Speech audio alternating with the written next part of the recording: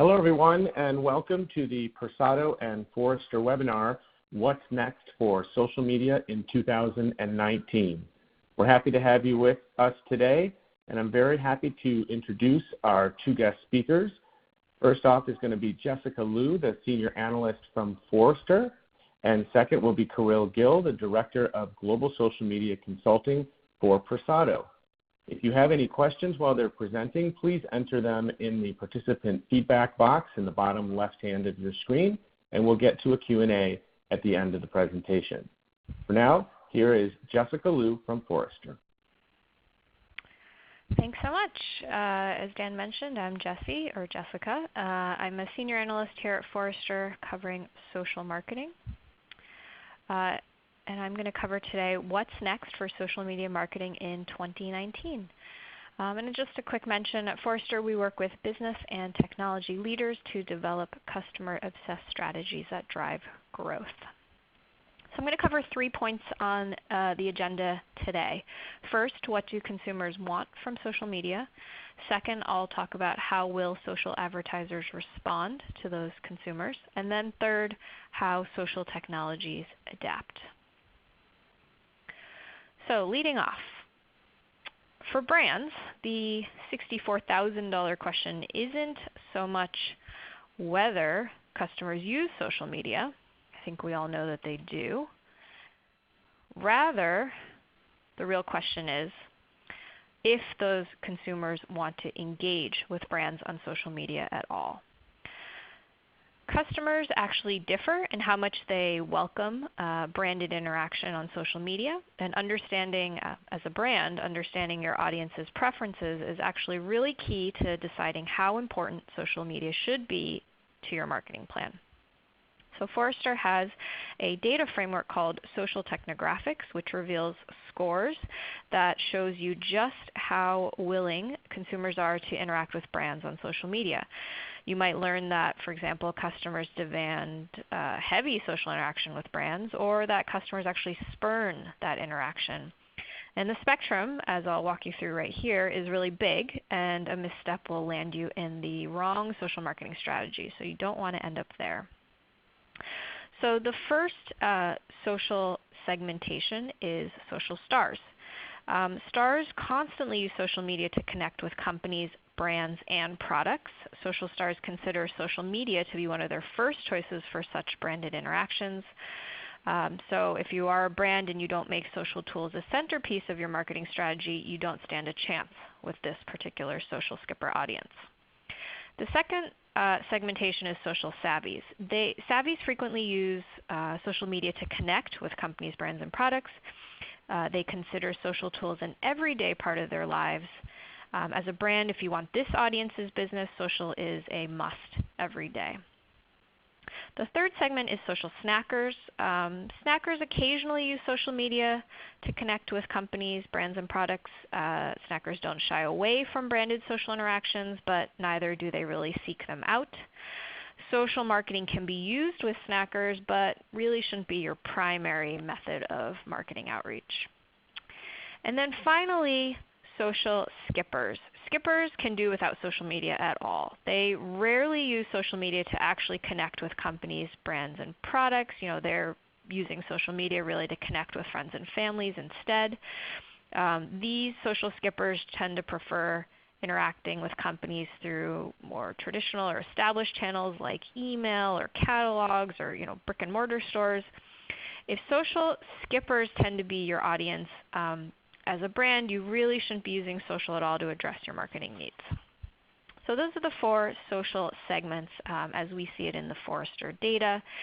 These 4 segments not only behave differently, but they also look very different. As you can see here at the top, the spectrum from social skippers to social stars, and you can see they differ in the percentage of the U.S. online population. They're roughly about a quarter each, but their ages vary. As you can imagine, social skippers tend to be older, mean age of 54, down to social stars who typically mean age are 34. And you can see they differ in brand loyalty, with the social stars tending to be more brand loyal, as well as being willing and enjoying trying new brands or products.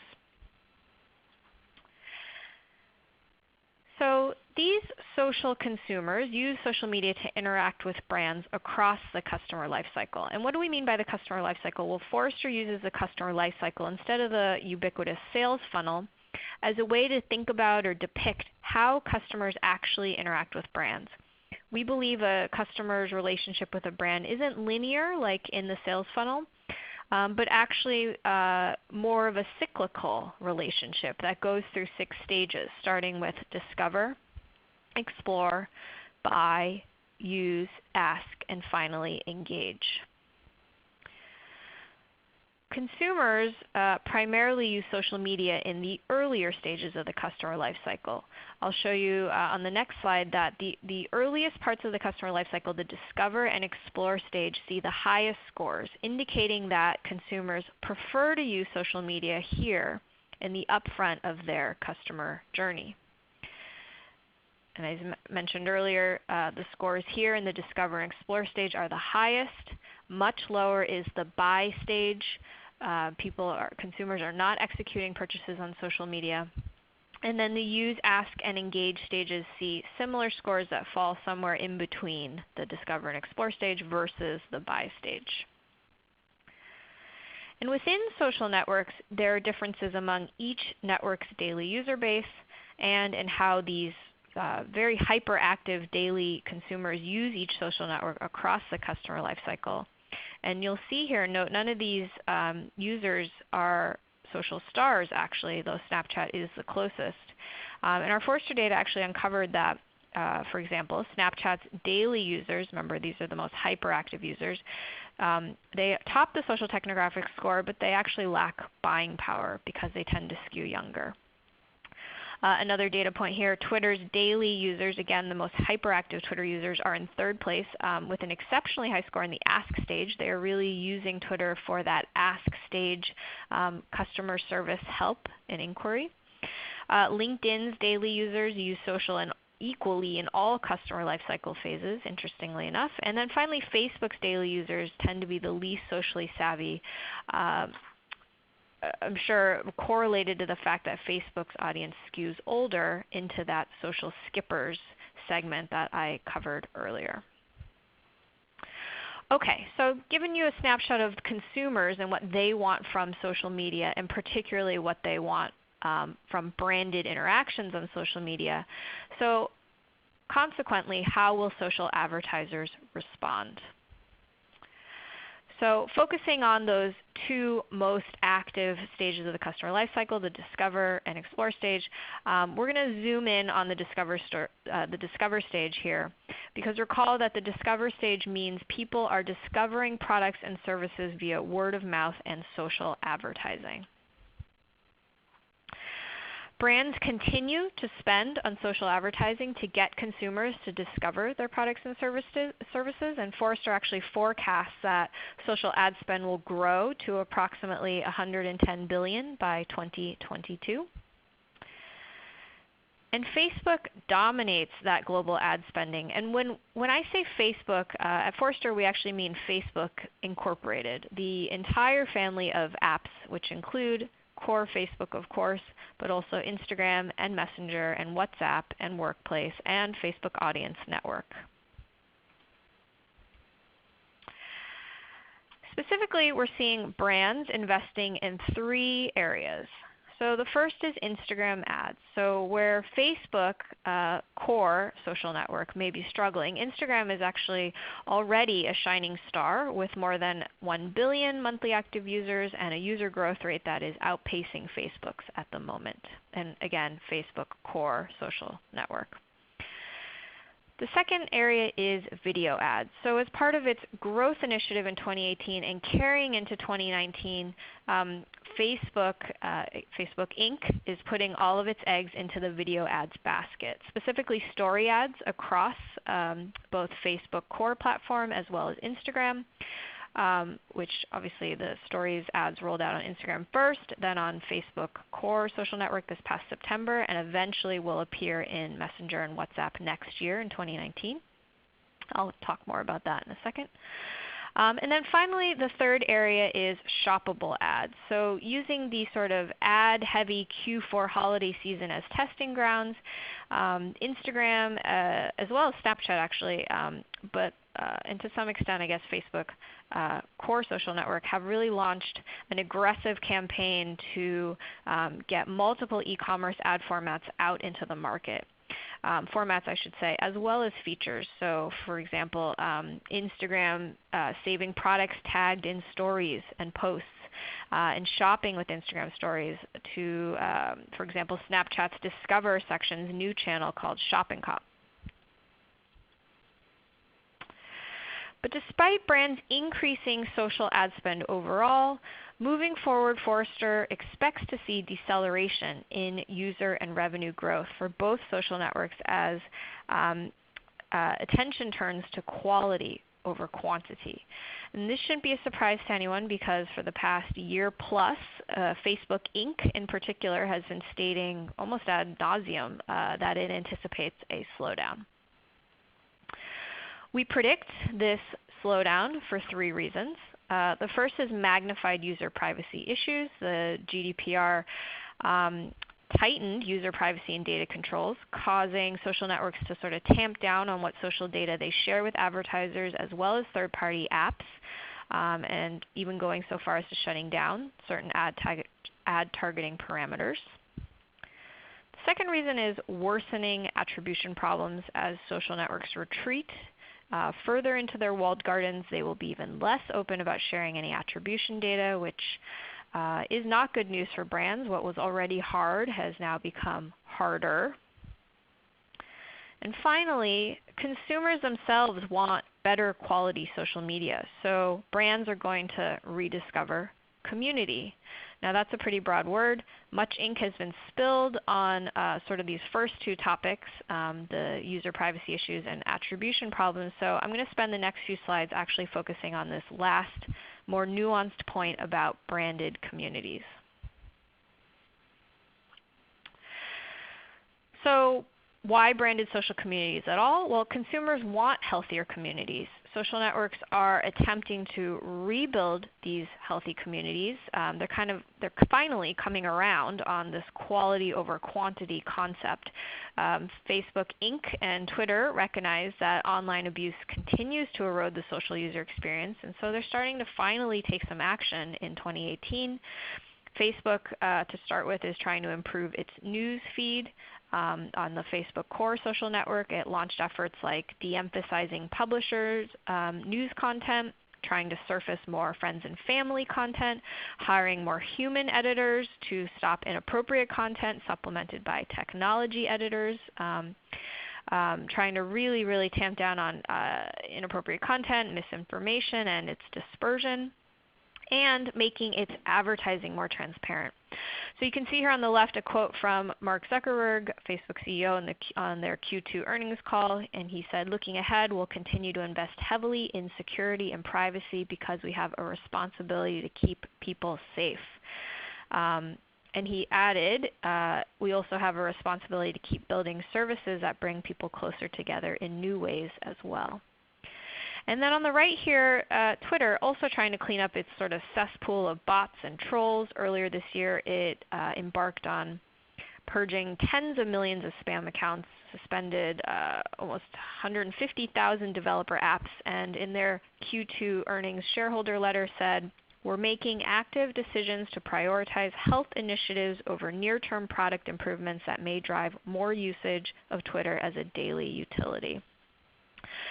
So again, both of the biggest social networks really acknowledging that rebuilding healthy communities is a priority. So this is going to lead to a brand resurgence of private communities.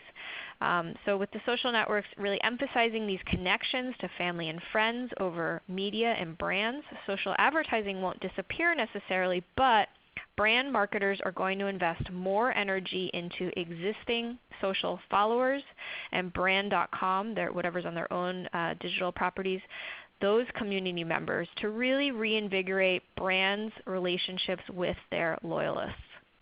In fact, in our own Forrester data, 65% of loyalty decision makers already use social media to interact with their most loyal customers in some way. And we predict that number to top 95% in 2019 as more brands mimic companies like Allbirds, who successfully sold a limited edition birthday line sneaker only to its Instagram followers, or TripAdvisor, who added a social network functionality to build connections amongst its travel-loving community. Or even the World Surf League. They have a chief community officer as part of their executive leadership because they recognize the power of their surfing community, their most loyal surfers. So that's what we mean by the branded private communities, and we expect to see a resurgence of these types of communities. So how are social technologies going to adapt? And I just want to clarify, when I say social technologies, that includes the social networks as well as third-party social technology apps.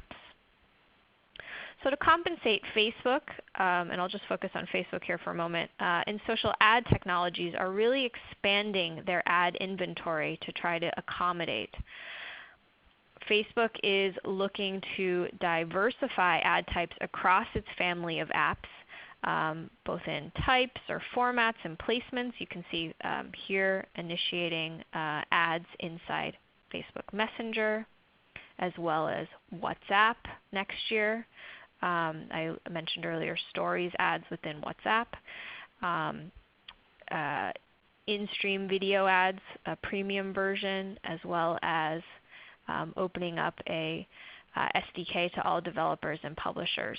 So Facebook really trying to diversify across its family of apps in an effort to serve and hit all of the communities and brand loyalists across its family of apps. And social ad tech, that third-party ad technology, is also opening up inventory, but beyond social media. For example, Kensho announcing support of Apple search ads, 4C Insight announcing premium video inventory, and finally brand networks launching Amazon advertising services. So in an effort to expand beyond social media, understanding the challenges of the existing landscape, they're looking to sort of complement or supplement, I should say, its ad inventory beyond the bounds of social ad inventory. So what all this means is a new mandate, measuring all of this expanded inventory. From late 2016 to 2017, it felt like Facebook repeatedly announced on Fridays, of course, measurement woe after measurement woe. You know, they had organic metrics that were misreported, including things like organic reach or time spent on instant articles was another famous one, and as well as follower count. Video metrics contained a discrepancy. We were overreported. The roster of woes goes on. But this year, Facebook rolled out an attribution solution in an attempt to sort of to alleviate measurement woes and also provide more insight into brands' Facebook advertising across its family of apps and services and give a more complete picture of the customer journey. Facebook's also currently getting closer to Media Rating Council, MRC, accreditation. It passed the first two stages already of how it displays impressions, and then how it collects and processes data and passes it to viewability vendors. For now, though, lacking the full accreditation, they still have to get through that third stage. It's still Facebook's word against the brand's word or everyone else's word, which doesn't sit well or too well with brands at the moment. And on the social ad tech side, those vendors also have to provide value to marketers by providing aggregated views of ad performance across this new expanded digital ad inventory, across social and search and display, for example, as well as digital TV. And being able to make channel adjustments and optimizing channels alongside one another instead of just within social ads. That is sort of the new mandate from the social ad tech side. So in summary, just wanted to give you three key takeaways or predictions for 2019. So consumers, as I mentioned in the first part of this presentation, vary in how willing they are to interact with brands. So for you as a brand, ensure your target audience falls into social stars or social savvy segments if you want to utilize social advertising as a tactic. Second, advertisers are going to rely less on social advertising by renewing focus on social communities. So continue to use that advertising to get consumers to discover your products and services, but foster your loyal customer community at the same time using branded social community marketing. And then finally, social technologies, both the social networks as well as third-party ad tech, will expand social and non-social ad inventory inside these healthier social communities. So as a brand, you can pressure these tech companies to provide holistic measurement and analysis across the ad formats and across the marketing channels so that you can get a better or a fuller picture of how your ad campaigns and how your branded community marketing activities are doing. Okay, that's it from me.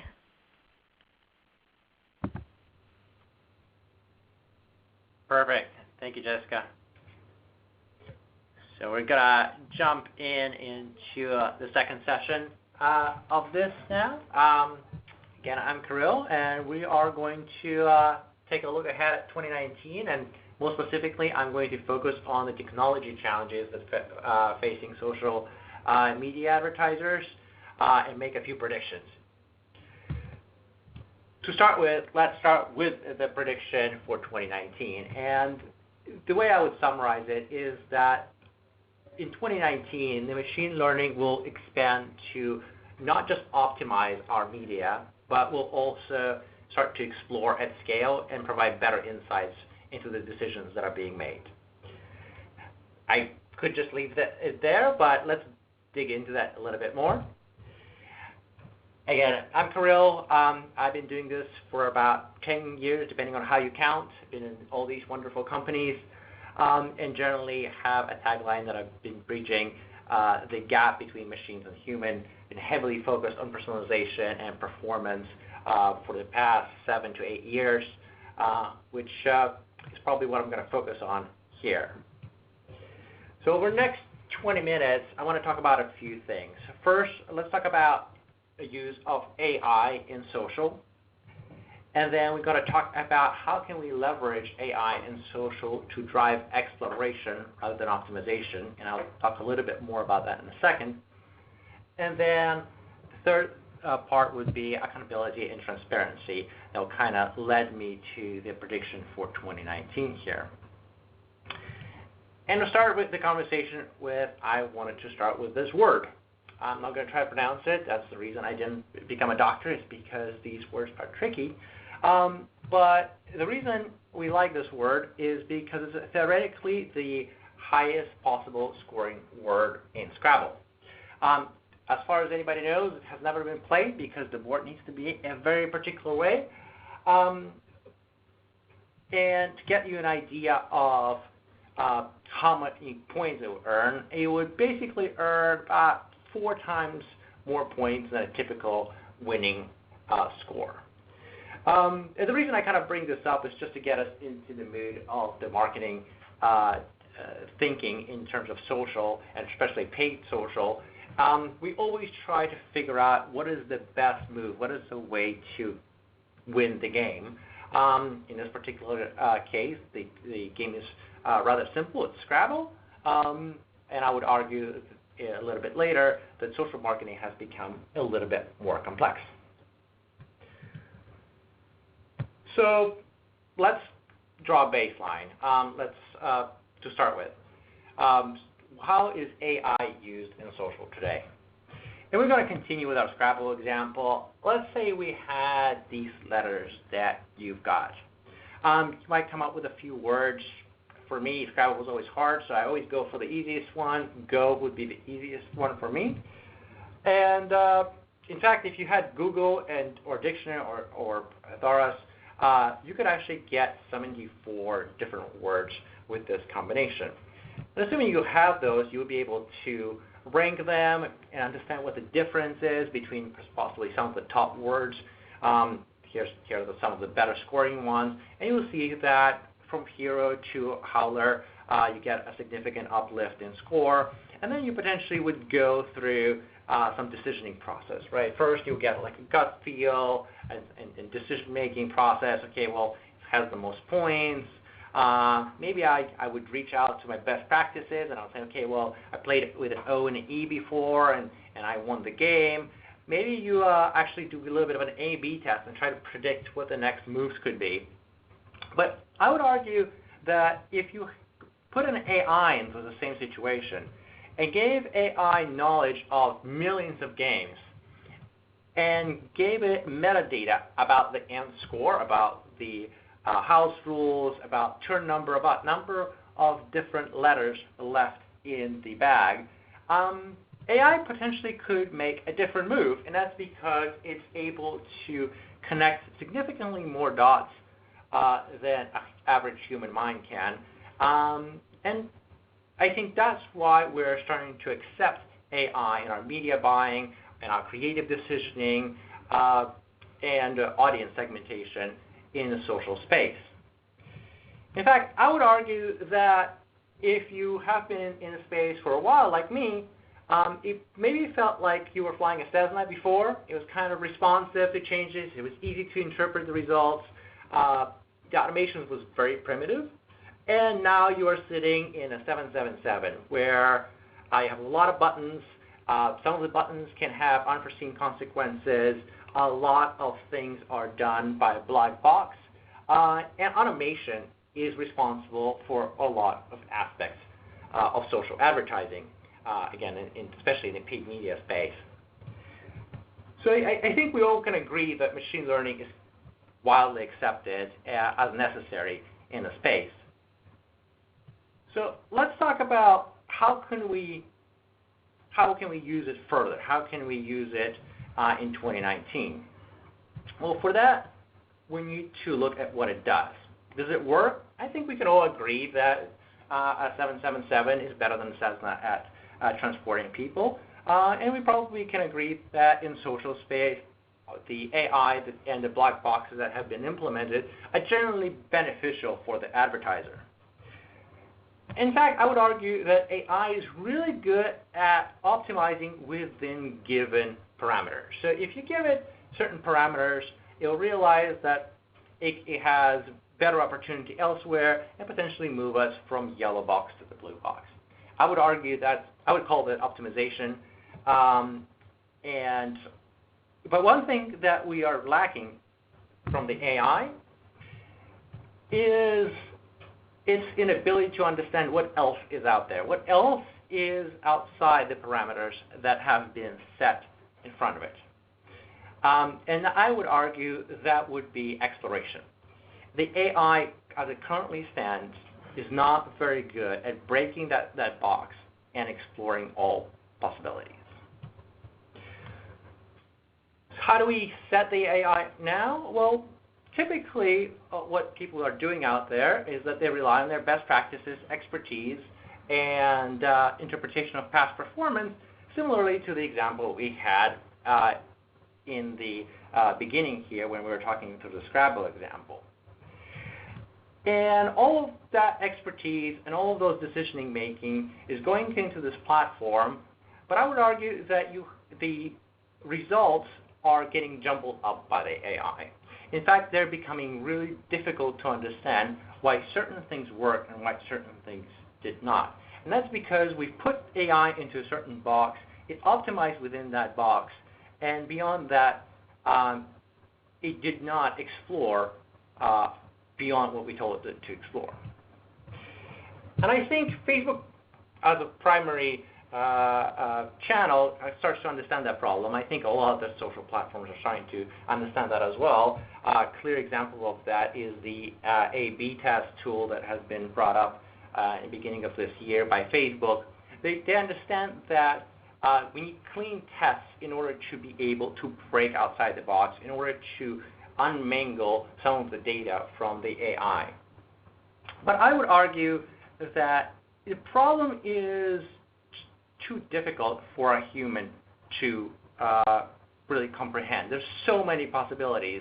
If you look at all these categories, potentially scheduling, potentially how you optimize the bidding structure has finite number of possibilities. But at the same time, if you start talking about messaging, that could be more difficult. So that kind of leads me to that prediction. That will be tools that will be deployed that are focused on exploration and continuous learning, breaking out of that box by understanding all possibilities and methodically reviewing them using AI. And why I think 2019 is the right year for it is because I do believe that some of these tools are being worked on already, whether it's an audience mix, bidding strategy, creative variations, or product catalogs. There are tools out there that are focusing on implementing AI in order to solve some of these problems and explore further. So again, 2019, machine learning will be used to map out possibilities and explore. But I think that leads us to the third part, accountability and transparency. Not only we need to be able to understand,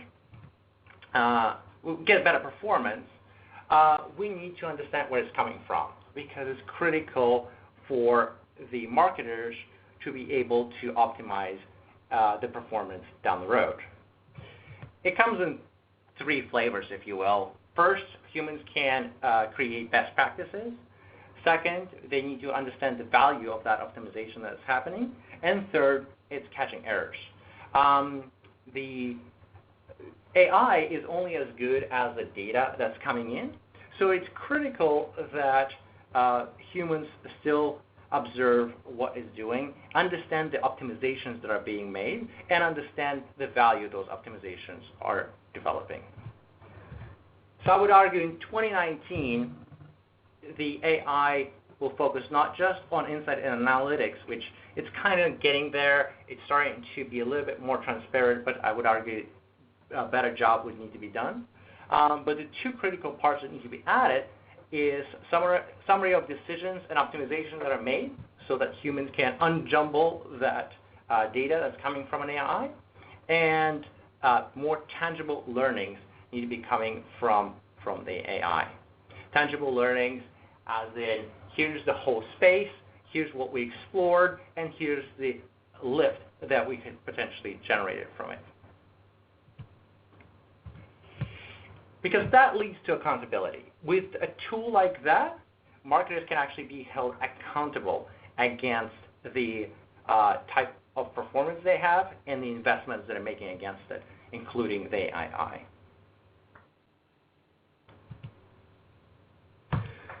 So to wrap things up, to go back to the prediction, not only the AI will be able to drive exploration and be able to break out of the box that we're currently putting it in, using best practices and all the good things like that, it will be able to teach us as humans through insights and provide us an ability to understand, well, how much effect is it actually having. Even maybe without giving us exact reasoning for doing things, it will tell us that a certain optimization was done to X, Y, Z reason, and the lift from that was X%. I think that is it. So we're going to go to Q&A here, and I do see that there are a few questions that got popped up, so give me a second to read them through. Yeah, Kirill, this is Dan back again, and I will be happy to share those questions. If you haven't yet had a chance to type in your question, you still have a little bit more time, so please type it in the box in the bottom left corner of your screen, and we will get to as many questions as we can.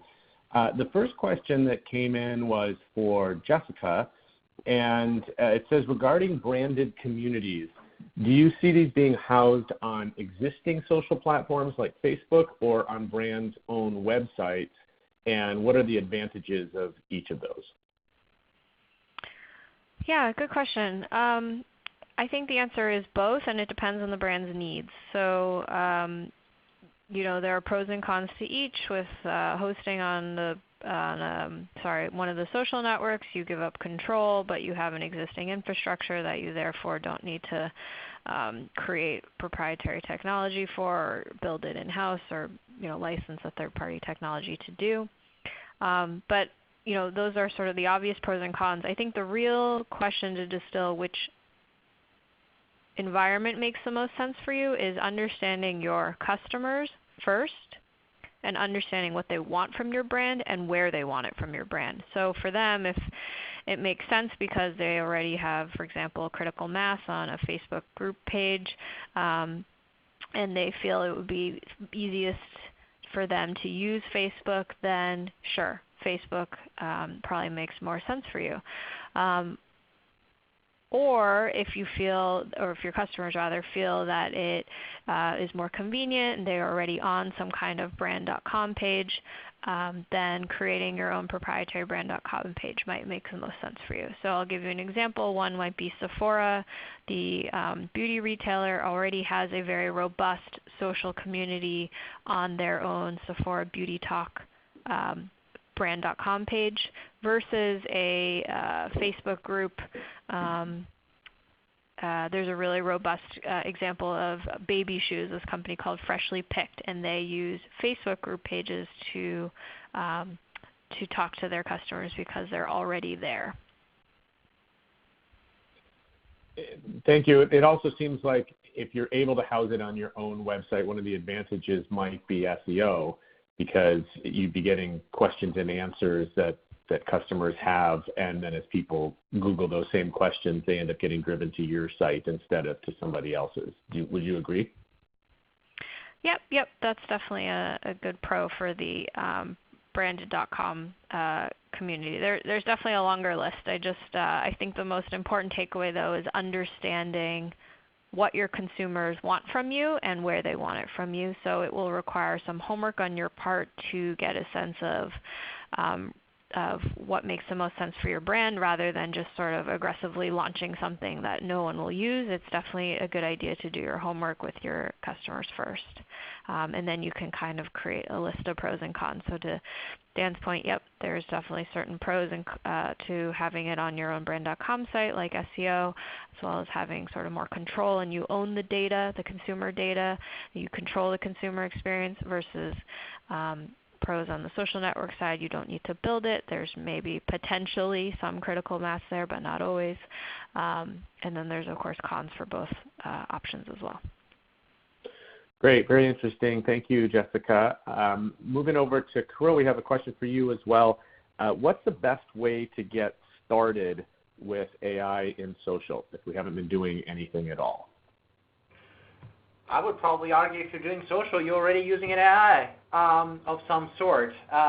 So anything we do really in social has been involving AI in most cases, especially if you are doing any sort of optimization, whether you are plugging in multiple creatives into an ad set in Facebook, and Facebook optimizes towards the better one, or potentially you are asking it to create lookalikes, or potentially you are asking it to get you a certain cost per acquisition on a particular campaign.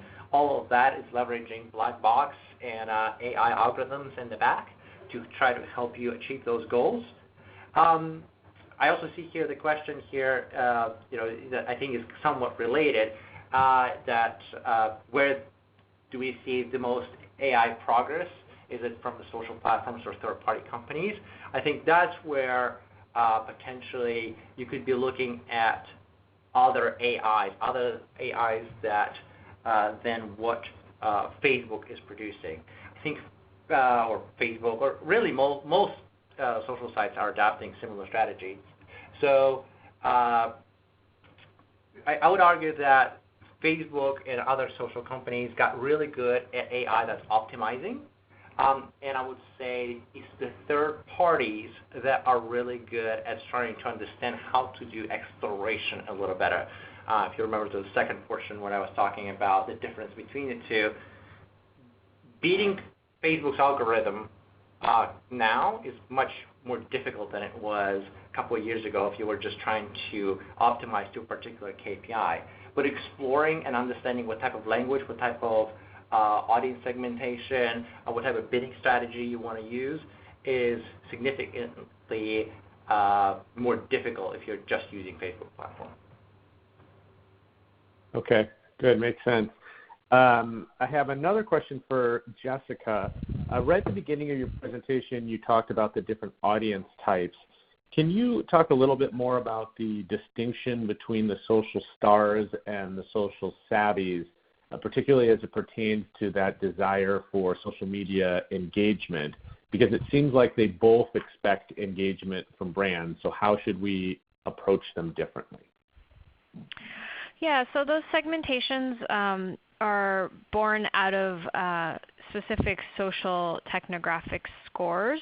So social stars, you may recall from the slide that listed mean age and brand loyalty and percentage of the U.S. online population, for example. Social stars just have a social technographic score of 60 to 100. Savvies are in the 30 to 60 range. Snackers are 10 to 29, and then skippers are 0 to 9. So those segmentations are just based on scores that we calculated based on our own social technographics framework here at Forrester. To answer your question about the nuanced differences between stars and savvies, stars just received a higher score, so they are like the most actively pursuing branded interactions on social media. They they tend to be younger. Their mean age was 34 compared to savvies who are 41. They tend to be more brand loyal, as that one slide depicted. 81% of stars are brand loyal versus 74% of savvies. 74% of stars enjoy trying new brands or products versus 48% of savvies. So there's kind of these, another example is 60% of stars read, watch, listen to social ads versus only 29% of savvy. So there's sort of nuanced differences in their demographics as well as their behaviors. And so to answer your question about how to approach them differently, well, with social stars, you would want to have almost 100%, I shouldn't say 100%, sorry. With social stars, you want a heavily dedicated social marketing plan geared towards that type of audience. With social savvies, you might not have as much social marketing activity baked into your social marketing plans.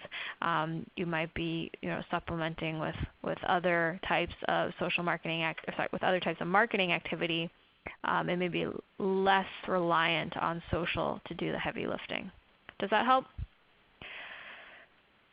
Yeah, that's great. And we actually got a kind of a question along the same lines, at least based on that same slide. You mentioned that discover and explore are the two most frequent parts of the shopping journey that customers turn to social media. Do you know how social compares to other platforms like search in this area? I don't cover search marketing. There's another analyst at Forrester who does. His name is Colin Colburn. I highly recommend you read his research. But that said, search tends to be more heavily used in the search tends to be more heavily used in the explore phase, where people are exploring products and services and trying to get a deeper understanding. So for example, Pinterest is commonly and mistakenly bucketed into the social network category, but they don't see themselves as a social network. They see themselves as more of a visual search engine. And as a result, you see Pinterest more heavily used in the discover and explore stages of the customer life cycle versus if you think about like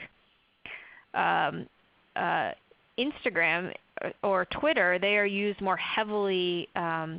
Twitter is a better example. Twitter is more used heavily throughout all 6 stages of the customer life cycle. So Twitter, you could discover some new brand, product, or service on Twitter. You may even be able to explore it more deeply by clicking on some kind of link. Purchasing is still least used stage, so you're not doing much purchasing within the Twitter platform, but in terms of like the ask stage or the engage stage, yes, you are definitely probably asking questions of brands through Twitter, and you're engaging long term, you're probably following some brands on Twitter as well. So in terms of search, tends to be heavier in the the discover and explore stages. And hopefully that answered the question.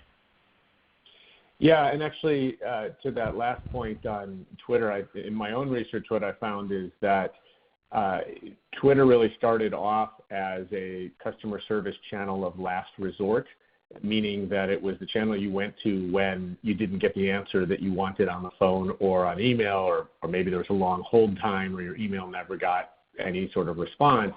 And over time, especially in the last couple of years, it's really morphed into the customer service channel of first resort because of this group, which I'm assuming are those stars and savvies that want the engagement with brands, but also know it's the fastest and easiest way to get that engagement. You can tweet at a brand and then go about your day and come back at your own convenience to get the answer. So I think that's been a really interesting transition, and I expect that to continue. So last call for our listeners to submit a question in the Q&A box at the bottom left of your screen. I have one more question that is actually for both of you. Since this whole presentation has been looking forward into 2019, I wanted to sort of flip the scales and ask you, what was the biggest surprise for you in social media in 2018? Was there something that happened that maybe if we were having this same webinar in December of 2017, you would not have seen coming, and it would not have been on your slides predicting for 2018? I'm going to start with you, Kirill, and then get over to Jessica for the answer. Yeah, I think for me, the thing that was surprising that I wouldn't have predicted last year is how far the optimization algorithms have gone in terms of ability to find the right audience based on a particular KPI and really model things behind the scenes in order to improve performance. You asked me a couple of years ago whether or not I'll be able to beat Facebook's or any other social network's optimization engine with segmentation and some elbow grease. I would say, of course I would. And nowadays what I'm seeing is more and more clients relying on that more heavily and allowing significantly more leeway because the algorithms that Facebook can do behind the scenes seem to be outperforming what we could have done back in the day as humans in terms of segmentation. So I definitely would have thought that it would have happened in some point. I did not predict 2018 to be that year. Great. How about you, Jessica? Yeah, I would say what probably surprised me the most was not the fact that Facebook was riddled with scandals of data privacy and bad actor interference and manipulation, but surprised that all of those things happened, and despite them, user and ad revenue continued to increase. Now, that's a blanket statement. Ad revenue and user growth continued mainly in developing regions as well as the Asia region. It slowed in user growth, I should say, specifically slowed in Europe and in the in North America region. Ad growth, though, ad revenue continued to grow across the board. And now this surprised me because I think it is a statement about advertisers. I think that brands and consumers to a lesser extent need to take some responsibility and need to, much like Mark Pritchard from P&G stepping up to say digital advertising needs to clean up and be more transparent, provide better measurement and proof that these advertisers are working. The industry is riddled with fraud and there's an opaqueness. I think that social media needs to have that same kind of reckoning, and brands who are spending the money on advertising and funneling money into these social networks need to take some responsibility and push the social networks to behave better and provide better transparency and improve themselves. So I think what was most surprising to me was not the scandals and problems that hit Facebook, but rather the fact that despite them, user and ad revenue continued to grow, and that brands did not take more of a vocal stance against these social networks, and kind of let Facebook in particular continue to run the show when they really have not proved that they're worthy of doing that at the moment. So yeah, well I said. I think we'd all like to see Mark Zuckerberg and Jack Dorsey appear fewer times in front of Congress next year. That would probably be a good thing for social media. I think those are both great. One thing I would add that was surprising to me was, Mark Zuckerberg famously said that he thought that in a few years that I think it was 80% of content on Facebook was going to be video driven. And I'm a little bit of a contrarian on that because I think that it is still very difficult to consume video in the way that we engage our daily lives. We're walking to work, we're at work where it's really hard to turn up the volume, et cetera. And so I think that trend has been slower than even people like Mark have predicted. And that was a little bit surprising because when he said that, I did think that was going to speed up a little bit more. We'll see if next year is that year. So thank you so much to Jessica Liu from Forrester and to Kirill Gill from Persado. This is a really interesting webinar. I certainly learned a lot. And thank you also to all of the people who registered for the event. We hope that you enjoyed it. We always appreciate your feedback, so please let us know. And the recording will be available to anyone after the event if you'd like to re-access it or share it. So for Persado and our special guests at Forrester, thank you very much for attending What's Next for Social Media in 2019. Have a great rest.